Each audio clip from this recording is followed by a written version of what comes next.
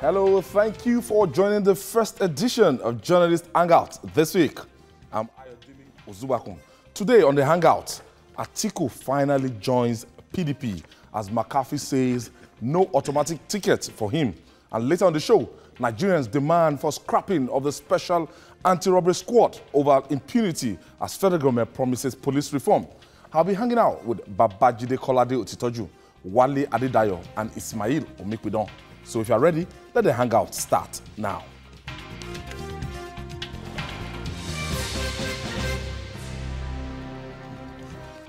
Thank you for joining us again. And the cat has officially been let out of the bag. For more than a week, Nigerians speculated that after resigning from his membership from the All Progressive Congress, former Vice President Atiku Abubakar will rejoin the People's Democratic Party, and they weren't wrong. A co-founder of the PDP at the inception of the Fourth Republic, Atiku announced on Sunday that he had returned home. He said the issues that led him to leave the PDP have now been resolved, adding that the APC has let Nigerians down. Atiku believes Nigeria needs a non-sectional party to run the federal government and not that one that panders to the regional sentiments. Well, he may not have declared his ambition to vie for for President Buhari's job in 2019, but the PDP says it has no automatic tickets for any of its members. It appears Atiku faces a payback of a familiar hurdles as the race for the 2019 election is already in full swing. Will Atiku's return to the PDP be a game changer? That is the question we're going to seek to unravel today. Babajide, look at it. We know, we knew it already that this is direction, except something radically changed. We knew that Luke can predict his move.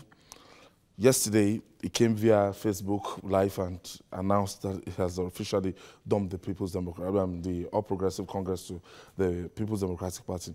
Now, how weighty is the value of the Waziri of Adamawa? Political value. You see, in politics, sometimes a lowly figure can suddenly become strong. Sometimes a political upstart can suddenly become the man to beat in a political tussle. Sometimes a man who has not got money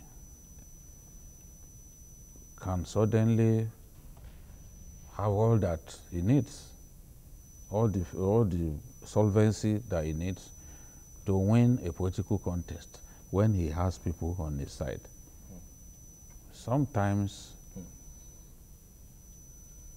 a man that you think is totally, that is down and out, could actually gain some gravitas and become someone to reckon with. So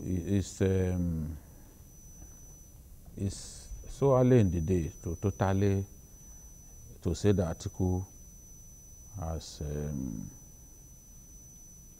lost it politically. I think that it is possible for him, depending on what happens in the convention. Of the PDP.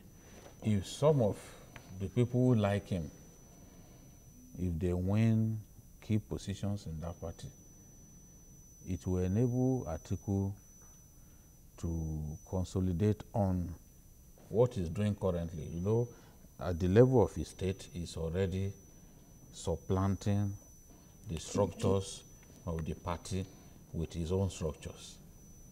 Now, if he wins big in this convention of the party, and you can see that it took a decision to join the PDP ahead of the convention. You know? Yes. So if he wins big in this convention, it means that he will have his eyes and ears in the ESCO of the party. And that is the ESCO that will prepare for the 2019 election.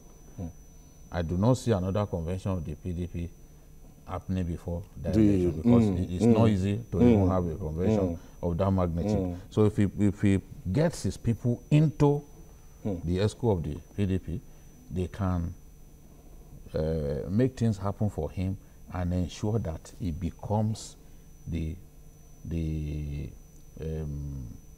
candidate of the party.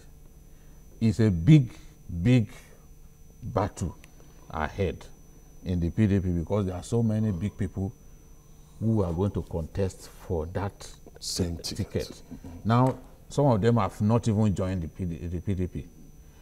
The battle for me, because at this stage, we do not know whether Buhari will contest. Nobody knows. Buhari contesting will be determined by his state of health. As much as we pray for him to have good health, we are not God. If the president's state of health is not in tip-top shape, the president will not run in that election. And I can tell you, the political opponent that Atiku fears the most in northern Nigeria is this president. Because this is the president that will defeat him any day in northern Nigeria. Any day? Any day. If they wake him up, if he staggers out of bed, it will defeat him in a political contest in northern Nigeria. It's just it. The kind of popularity that Buhari has, it's not what you buy with money. It's not what you buy with money. The people have invested their trust in him for many years. So from his days as a military officer, I've been seeing Buhari's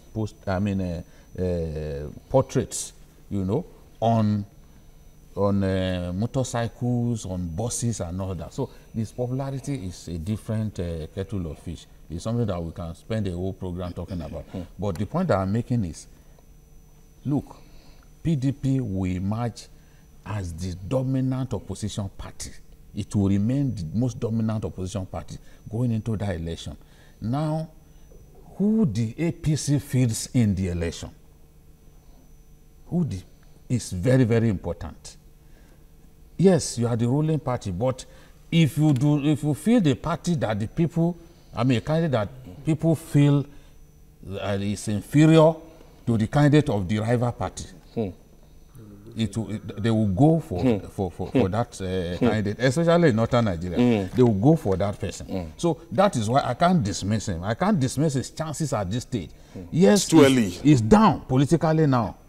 But I want to say that I've seen people, Abiola did not have political structures.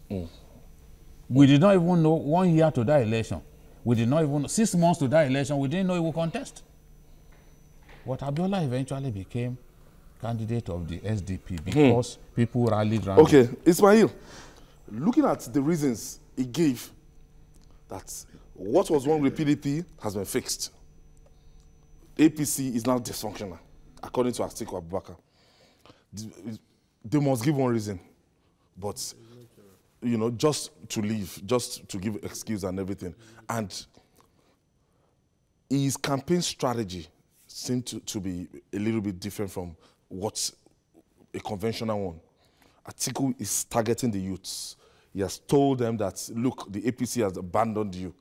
And it chose Facebook Live to make that declaration, knowing that the people that are, you know, tuned into the platform, that they were able to get young and mobile Nigerians.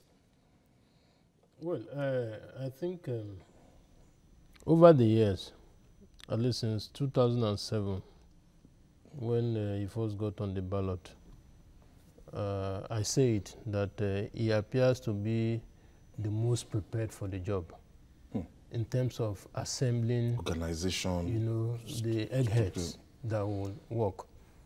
You know, but perception is everything. In the north today, Buhari is still seen as Megaskia. Megaskia. Yes. That's the truthful one. The truthful one.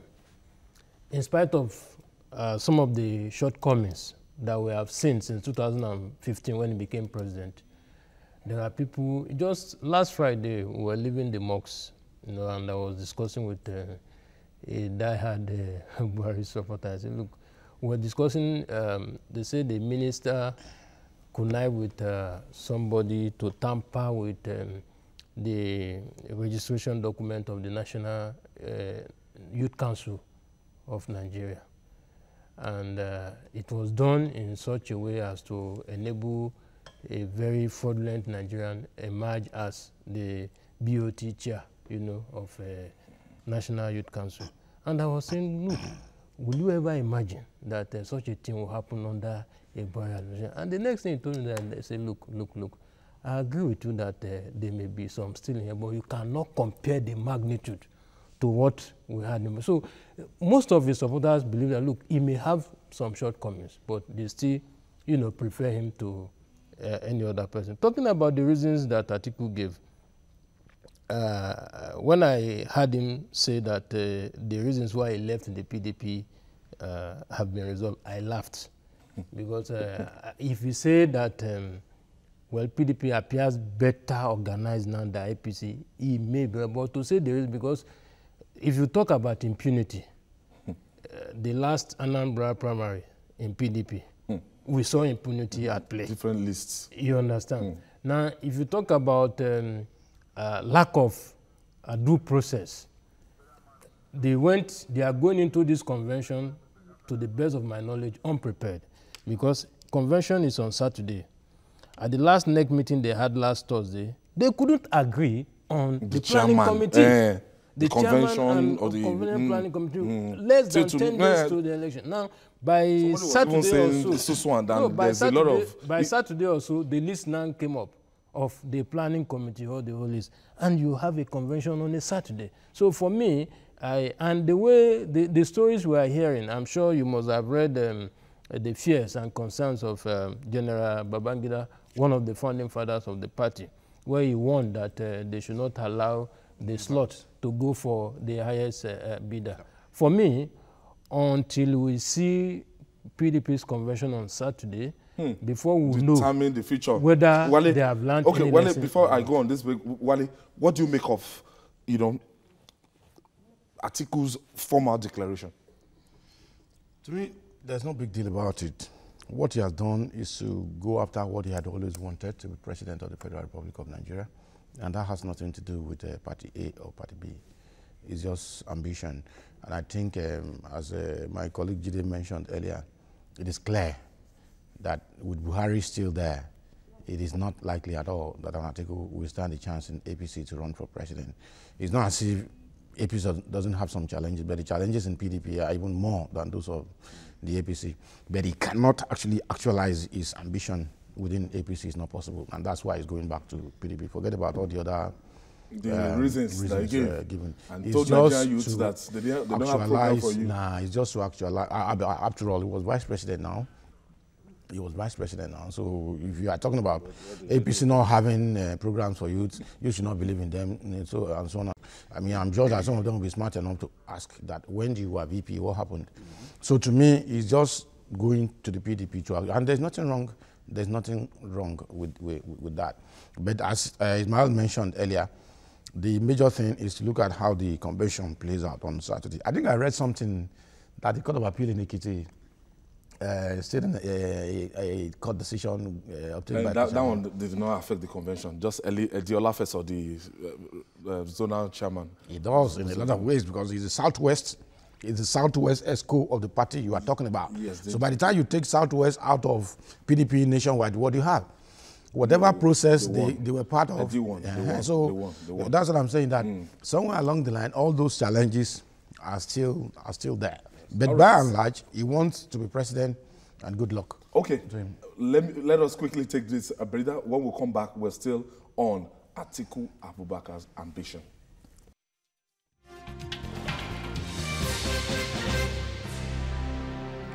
Welcome back. It's still Journalist Hangout, and finally, the vice president, the former vice president, is now a member of the People's Democratic Party. Jide, let's look at the role. All true. Some people say Atiku has maintained his presence in the party. despite the fact that he was in the APC. That's even during the Sheriff McAfee thing, somebody alluded to the fact that it's somebody that is in another party that wants to come and take over to be the presidential candidate, and still have some of his loyalists still maintain it. Now, being a founding member of the People's Democratic Party, so he's just saying he's happy to return home. Now, but the structure of the People's Democratic Party, the strength is not the PDP we had in 2003 that we have now. I think they're controlling 11 states. 11 states, thereabouts. Yes. 11 states. So, with what they have, their presence is not too strong in the north. How would that rub off on Atiku's chances? Yeah, but don't forget that the APC has problems in some states. Today, PDP controls just 2 states in the north. Taraba. Gombe and Taraba. But APC has some problems in the north. If you conduct an election today in Kogi, APC will not win. There are places where you must not even mention APC. There are places where people are very angry with Buhari in Kogi because they believe that it's Buhari that brought the governor who is there now, under whom civil servants are committing suicide. It's undeniable. Under whom real progress is not happening. Roads are not being built. All that our people are subjected to is endless strikes of tertiary institutions. Institutions shut down. So, and then you have Bauchi. They may deny it, and even Kano, where anything can happen if they don't fix the problem. I think the president will be there tomorrow, according to what I got. They don't fix the problem. Because, look, the PDP with Shekarau still has crowd in Kano. Let nobody deceive you. Shekarau still has crowd in Kano. I told you he's interested in the presidency. He's interested in the presidency. Now, the thing is, you know, I told you before that both the Kwankwaso camp and the Ganduje camp are reaching out to Malam, reaching out to Shekarau. Ganduje has taken some of Shekarau's non-loyalists now and given them portfolios, which is what he has his own people. There's a governorship election today. He has his own people. The Take is still there. He has his own people. Okay. And don't forget, there have been tough governorship contests in Kano between the PDP and APC. Tough, very, very close races. Very, very close. You know, that naturally could have gone either way. So there are still, yes, Kano's votes APC, in terms of electoral value. Your APC retains some states today in the north. But as someone who will tell the truth, because I don't know when God will call me, I will say that there are states where APC has serious problems, that if they are not careful in the next election, they will lose. And those states are in the north. The states where I fear the most that APC could lose are in the north. They must tell themselves the truth. If you have problems, you refuse to face those problems. Then you allow those problems to fester. And you are approaching an election year. You have to be careful. So I will not sit here and write off the PDP. I've seen states where people are decamping as we speak now, from APC to PDP. Yes. States where APC are in control. So what does that tell you? So it's a party that has 2 states today could end up just the way Tinubu did it here. Could end up ACN having more states. Just Fashola in 2007. And then the North Central and other places can be a real battleground. So let them fix the problems that they have in Bauchi, the problems that they have in Plateau, because even in Plateau, the governor is not as popular as he used to be, except they are deceiving themselves. Let them fix those problems. Go to Kogi, where they've made no attempt to even solve the problem that they have. Or did you ever hear that there was a meeting to achieve some rapprochement between Faleke and the other people? The governor, no. Dino Melaye, today in Kogi, people don't even want to hear about both the PDP and the APC. because they think that the two parties have created problems for them, you know, have inflicted burden on them. So they've not been so lucky. There are people today who are talking about ABDA in that state. There are people today who are preparing, we want to contest local government election. The governor is scared stiff to even contest it, to even allow local government election to take place. That should tell you that he knows what is coming. So let's leave what the current state of the parties. So many things can change between, by the first quarter of 2018 and the end of the third quarter. So many of those maps can be redrawn. So let's limit ourselves to what Atiku thinks he wants to do. He thinks that he can use the youths, because the youths have a weapon that they are not using. The youths in today's Nigeria can determine who becomes president. But the Nigerian youths, despite their voting strength, they are apolitical. They are not. It's old men that you will see on queues. You know, look at what happened in Anambra. It's the elderly people who went ahead to vote. So, and it's surprising you that Obi are not won easily because the youth stayed away. You stayed away. Here in Lagos, Lagos potentially can deliver 7 million votes. The bulk of these people are supposed to be youths. But they are staying away. But Atiku is thinking that he could actually now galvanize the youth. Jude, let me quickly take final take. Ismail, final take on this one. Well, Atiku has been nursing the ambition to govern this country as far back as the 90s. And unfortunately, the only time he had his name on the ballot was in 2007. But if you recall, in 2011 and 2015, he lost the primaries. He lost the primaries to President Goodluck Jonathan in 2011, where Adamawa delegates failed to vote for him. In 2015, same thing, he lost to Buhari. Adamawa delegates too refused to vote for him, most of them. Is it Buhari in 2015? I think Kwankwaso won Adamawa. That's what I'm saying. Okay. What I'm saying in essence is that in 2011 and in 2015, he lost Adamawa State to his own base. Now, in 2019, we don't know what will happen. But as we speak now, he has moved to PDP. Within PDP, there are people in Adamawa who don't want him.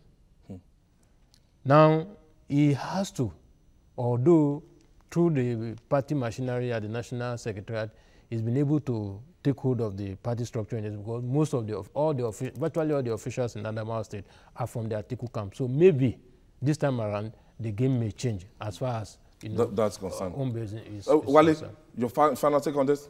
Well, for me, on the Atiku thing, like he rightly said, it's been a while that the man has been eyeing the presidency. But as Yoruba would say, he needs to appease some gods. Forget about the youth vote, forget about baggage and whatever. There are some key leaders he needs to bring on board, get them to his side. Okay. If they are not going to support him, then they should not oppose him. Obasanjo is key in that regard.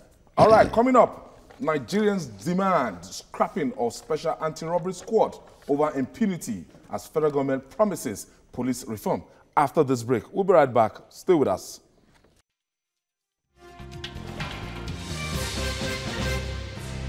This is Journalist Hangout, and we are looking at, the first half we talked about the vice president joining, former vice president joining the People's Democratic Party. Now, we'll go to a very a kind of issue that has been generating mixed reactions, and Nigerians are very angry. They are angered by several incidents of brutality, dispossession of property, abuse and harassment in accusations they have leveled against men of the police department, particularly the Special Anti-Robbery Squad, SARS. Ordinarily, the police should be the people's first line of defense and protection, but today they are object of public scrutiny and condemnation. In the last few days, the social media has been dominated by hundreds of complaints of people who have either fallen victim to or whose family members have been allegedly victimized by members of the squad. They are demanding the scrapping of the units. But the Nigerian police is not taking the #EndSARS campaign with a pinch of salt. It said those carrying out the social media campaign are armed robbers who have found the operations of the special units too hot for their activities. The police dared those with allegations of wrongdoing to show up with their evidence or shut up. It insisted that SARS is here to stay. Will Nigerians ever get an effective police? Wale? I think I'll start from towards the end of your introduction. It is a tragedy of immense proportion that the police will come up with this kind of rubbish statement that those who are making that campaign on social media are armed robbers. That is grossly, grossly irresponsible. For God's sake, in the first place, you are public servants. Sensitive. I mean, it's wrong. It's untenable. And that's why some of us take issues with those in the National Assembly and the ministers responsible for these people. They act, and in fact, this statement goes to confirm what the people said about the SARS. Because you feel like you are talking as if you are on top of the people. You are talking as if you are military rulers. You are superiors. You are the one that should be giving orders to the people. I think it's grossly, grossly irresponsible, and somebody should be sanctioned for this. This should not happen in a democracy. For God's sake, when people complain, you look into it. You're asking me to go and bring proof, bring evidence, when a lot of people are talking about the same thing. It is your responsibility to go into it and investigate what is going on your own. If you continue saying people should bring evidence, that means that you have something to hide, and you are not ready to take on the problem or to solve the problem. But on the real, on the issue at hand, the Special Anti-Robbery Squad is not a new thing. I won't say all over Nigeria, but at least in my part of Nigeria here, I know that every police station has its own anti-robbery unit. Most of the time, they are not on uniform, just with bulletproof vests, for those of them who have bulletproof vests. The state too, they have their own special anti-robbery. But in recent times, the thing is getting out of hand, and it's because of this kind of statements that they have made now. Maybe it's training, and it has affected their orientation, that there's nothing, because I'm in SARS, because I'm wearing uniform, there's nothing anybody can do. Mind you, there's something that you didn't mention. Some of the policemen messing up, especially in terms of extortion and collection of bribe. There's an IG monitoring squad, the S squad, that has been going around. I came in from Ijebu yesterday, and I'm aware that they arrested some policemen. But you know the challenge there is almost also like this SARS matter. A policeman was telling me that 4 of his colleagues were arrested and taken to Alagmo. They billed themselves with 400,000. Police. I'm telling you. Policemen. Policemen, 4 of them. Each of them had to pay 100,000 to get themselves out of trouble of the... So the thing is, I think the rot is deep, it's institutional, and like I said, the statement made by the police that those who are pushing the campaign are armed robbers, it goes to show that there is something institutionally wrong with our police. The orientation is not the right orientation. Okay, Ismail now. Maybe, let me try and play the devil's advocate here. Maybe the police should have said those who are advancing that argument, they are the advanced street fraud guys, popularly known as Yahoo Yahoo. What they do is they sit online, scam foreigners and everything. That's what they do. And even these people go as far as violating people's fundamental human rights. And if you're on dreadlocks and some areas now, the police will just see you, they'll just take scissors and they'll cut. It's wrong. You know, if you're a guy, they'll just cut down your hair and everything. But the problem there is that maybe these SARS people, they've not been going after robbers, but they've been going after Yahoo guys so that they'll get returns from them. Yeah, you are not far from the truth. But I think, I don't know, I blame the man who signed the statement, because as I was on my way here, I saw a news item pop up on my email where they say the IG appears to have buckled under pressure. And now he has admitted that SARS will be reformed. So what the IG is saying now, to me, supersedes whatever statement Exactly. that must have been issued earlier. But okay. I want to join Mr. Wale to say that the statement was very, very irresponsible, because I'm not an armed robber. but I've had cause to complain about SARS. Have seen them harass people in my presence. In fact, I had cause to intervene in one of those instances. When they see you on the road, maybe they just, if you are putting on a jean, maybe I mean, to them, whatever dressing you are, they will just stop you and bring your. They will ask you to bring your phone. They'll And check I told the young man, number, I said, if you're I said, foreign look, contacts. look. It is not. He has no right to check your phone. Even search you. He has no. I say he doesn't have such right. And don't also forget that even the IG himself, before then, in fairness to him, had said that if any policeman should stop you on the road and ask you to bring your phone to that, you should not allow the policeman to so do. But most times when they get these boys, they get them at areas where they are helpless. And because some of those boys too have something to hide, they also surrender. I have seen a situation where SARS men follow a supposedly Yahoo guy to the ATM to collect money from him. You understand, So, and SARS, they are called special anti-robbery squad. But the truth is that they are doing less as far as countering robbery is concerned. Kidnappers and SARS get involved in cases involving battery. If you have somebody in SARS, maybe you have problem with your girlfriend, you can use SARS to go and harass the person. That's what they do. I have Sunday. Sunday is calling from Plateau State. Thank you for joining us, Sunday. Thank you, sir. Good evening. Good evening. I appreciate being connected to this wonderful program. Thank you. I actually want to contribute concerning first the issue of the political parties we have in Nigeria, especially what is happening in Kaduna State, precisely because I'm from there. Seriously, APC would definitely lose Kaduna State. Looking at what is happening on ground, there is no project on ground, one. And secondly, the governor is victimizing virtually everybody in that state. If he said the school teachers were not competent, then what about those people he has sacked from the local government? With immediate effect, he gets them terminated their appointment. With immediate effect. And some of them are about retiring. He has terminated their appointment that they don't go to work, that they are ghost workers or whatever. And secondly, concerning this issue of SARS, I have a blood brother that was a member of SARS.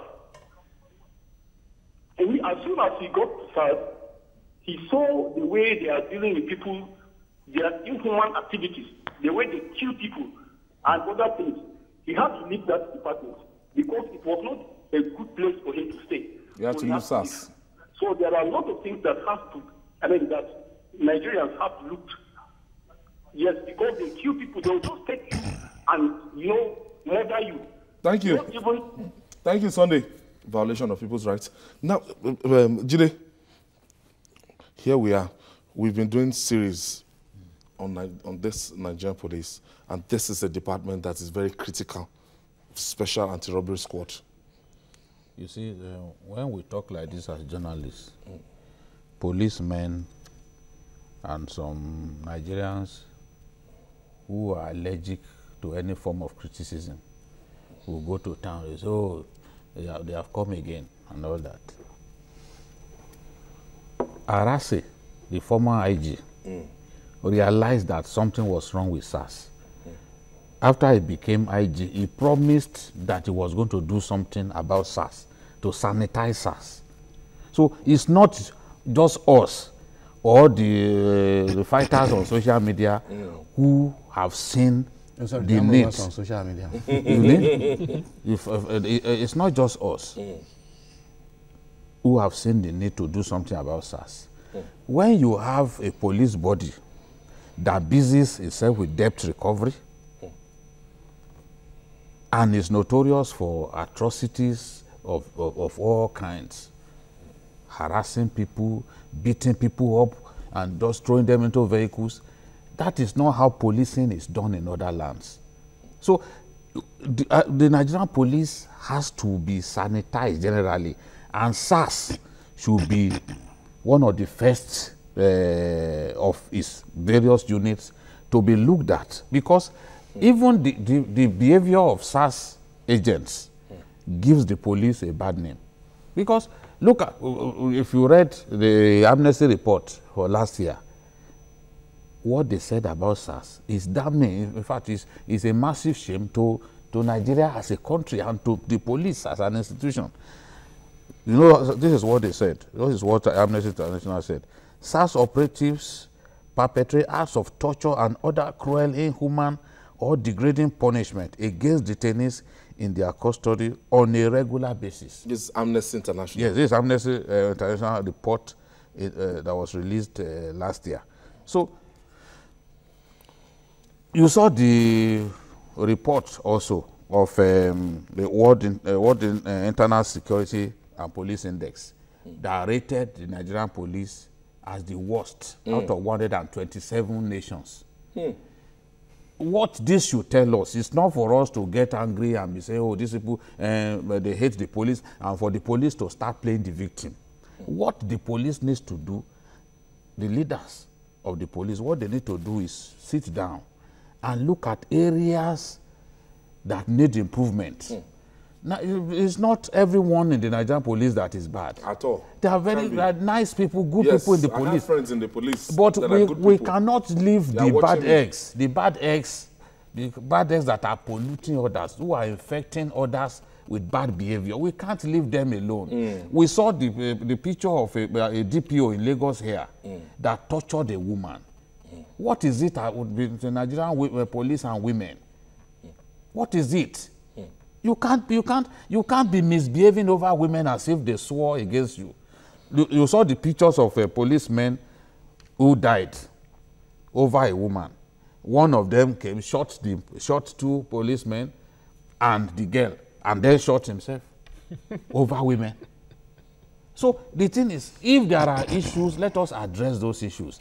I know that the SARS guys are fearsome. Robbers, they are terror to robbers. Robbers fear them a lot. In fact, once they take you before those SARS guys, you start confessing your sins before they even touch you. Because they are the masters of torturing people. So you start confessing your sins. I agree that they are doing a good job with armed robbers. I don't want to say they are living, but they should focus on those armed robbers. Forget about debt recovery. Forget about fighting over women. Just focus on your primary responsibility. All right, I have Samuel. Thank you, Samuel. Hello, good evening. Good evening. Yeah. Yes, go ahead with your contribution, please. Yes, I think this topic is up. You see, just like Babajide said, I think there is a whole lot of problems with the SARS. And instead of the police hierarchy to look at the public complaint against this department of the police, I think they go to the streets to defend it. Something fundamentally is very, very wrong. So, I mean, how can you be the head of the police and people are complaining about what they experience on a daily basis, and you are seated in the comfort of your office, you are looking empty? Thank you, Samuel. Unthinkable. Thank you for your contribution.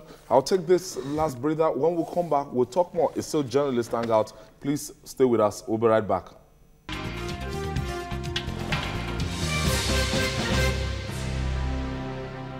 Even when we're on break, we're still talking about the atrocities of the Special Anti-Robbery Squad is as bad as that. Bad as that. Because, Jide, we're looking at these people and how, what can be done, because it's a fundamental problem, and their orientation. And the orientation has to change. I'm not for scrapping SARS. No. I don't believe that SARS has to be scrapped. I need a police unit that is a terror to armed robbers. They are a real terror to armed robbers, no doubt about it, you know, and they are no nonsense. But stepping out of the line and torturing innocent people, nobody must wear dreadlocks, nobody must carry laptop, You go after those people, innocent people. Once you see them, you think they are Yahoo boys, and then you throw them in your vans. And I thought Yahoo is even meant to be under the purview of EFCC, as in running after them. See, today, nobody chases Yahoo boys more than policemen. In fact, once they see some vehicles, all those baby boy and the rest, all those Honda brands and all that, painted they suspect that this is a Yahoo boy. Whether the Yahoo boy, and sometimes too, those Yahoo boys, policemen are always hiding around the bank. Once you've gone to collect your Western Union, that the MAGA paid you, they will come after you, they will chase you. If you are not careful, they can shoot you. Yes, you have to give them their so cuts. they know that the Yahoo boys are like a meal ticket. So they go after it's Yahoo still fair. boys. I want them to de-emphasize those Yahoo boys. Face this robbery. The part of their name, robbery, features the Yahoo boy, as irresponsible as he may be, does not number among them robbers. Go after the people his own is online. For whom they set you up. His own job is to use his laptop to sachet, but your own, go after those robbers. That is the thing. This is how they've distracted themselves, honestly. And you see, why do you think young people are the ones behind this campaign? Because young men are the ones targeted by these guys. Once you are a young boy and you are doing well, you appear to be doing well, they'll come after you. And you see now, even Atiku. Atiku has decided to, yes, so because it fits into his plan. It fits into his plan to go after young people. Yes. So you can see that these young people don't like SARS. So Atiku too has. So let's reform SARS. Kayode is calling us from Lagos. Thank you, Kayode. Yes, hello. Good afternoon, Mr. Yosuba. Thank you. And Mr. Okitoloju. Thank you. I want to tell you, I know my guests in the studio. Hello? Go ahead. Hello? Go ahead. Okay. I want to tell you that I'm one of the living witness of SARS. Are you getting me? Now, I'm a car dealer. Oh. You understand? Somebody brought car to me, to my car stand. The 3 cars with the perfect and correct document. You understand? And I sold all the cars to my friends, all the cars I sold it to my friends. Now, after SARS arrested the person, I'm brought the person to me that all the cars were stolen cars. Are you getting me? Yes. Go ahead. I was arrested, and before I was arrested, the guy told them that I did not know anything pertaining to that issue. And the SARS even told me that this guy tell us that he did not know anything. And they told all the people that I sold the car to that I did not know anything. You understand? But for SARS to leave me, they did not leave me. They arrested me. There's one guy, the guy gives 2 cars to. They arrested the guy. The 3rd day, they leave the guy because the guy give them money. Please make it snappy, Kayode. Okay. I was asking to give them money, but I didn't have money then. They have to send me to Kirikiri. Just like that. Just like that. I'm telling you, yes. I stayed in Kirikiri for 2 years, 3 months. Yes, I'm telling you. I'm telling you that I'm a living witness. If it's because of God. SARS, they are wicked though. I don't know anything. Are you kidding me? I don't know anything. Yes. And even they told me that I told You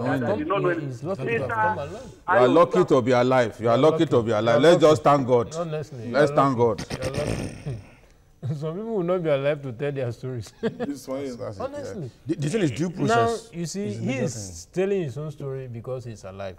Others were not alive. Lucky. And because they were not alive, it is the SARS story that we are likely to believe. Because if this guy had been killed, what SARS will tell you is that Probably somebody will be out there to defend him. Yes. And there will be nobody to defend him. His experience is just one out of many. Honestly. They would have ruined his think business. Nigerians will remember his life. Orubebe, the former leader of SARS here in Lagos. You know, fantastic, no nonsense officer, but he died with scandals against his name. And you know, it is in Nigeria that policemen will arrest people for murder. They will now go and replace the real murderers with innocent people. You saw the case that happened in Lagos here, that a judge had to set those people free. Murder, and you brought innocent people. The judge now said, no, these people knew nothing about this. They do that. They do that. They'll Once just you go just and give look them for money, once you just give them money, they'll they will parade you, replace. they'll go and bring Indian hemp, they'll go and bring guns that you don't know anything about. Yes. No, the guns are always in their custody now. Just say, So they'll just say, see guns. See, the major challenge we have as a people is that, to me, I think former President Atiku Obasanjo, he missed it in 1999. When he first got there, all military officers who had held political positions, who had one thing or the other against them in their files, he retired all of them. See, if not for the fact that the Department of State Security, the DSS, they do regular training, seminars and so on, and their people are always sent abroad, they too will have been worse than the police. I think what the current administration, not the IG, it's not the IG that will do this reform. What the current administration ought to do, for God's sake, it's no big deal. You will have all their names on the system, go through their files. Those who have messed up over the years, you don't need to throw them out completely so that they don't join criminal gangs and so on. No, you don't change their unit because they cannot remain in the police again. Create a special something, maybe farm somewhere or whatever, and then put them on the system to monitor. No, that's the fact. If they are not thrown out, for God's sake, they'll keep on polluting.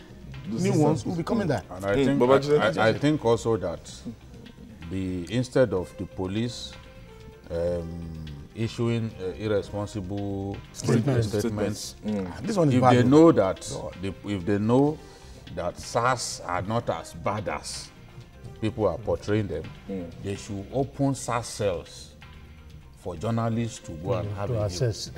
I'm telling you, there are people who out of torture have been rendered impotent. And that's destroyed for life. So let them open those cells for us to have a look. Let's see how they look. Or probably even talk to detainees. I'm even sorry about this. Our last caller is even touching. No, there are many cases like that. There are many cases. It's just terrible. I want to thank you,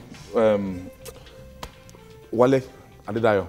Thank you for coming. Thank you. Thank you, Ismail Omikuno. It's always a pleasure to have you around. The pleasure is And me and Babajide Ostoju, we do this every day. And that's all on Journalist Hangout. You can join us tomorrow for another interesting episode of the program. You can watch the repeat broadcast tonight at 11. You can also watch Journalist Hangout. That's on all our platforms showing on the screen. And you have us on YouTube too, youtube.com/TVC News Nigeria. Our feedback channel is Journalist Hangout at tvcnews.tv. I'm Ayodele Ozubako. Bye for now. God bless Nigeria.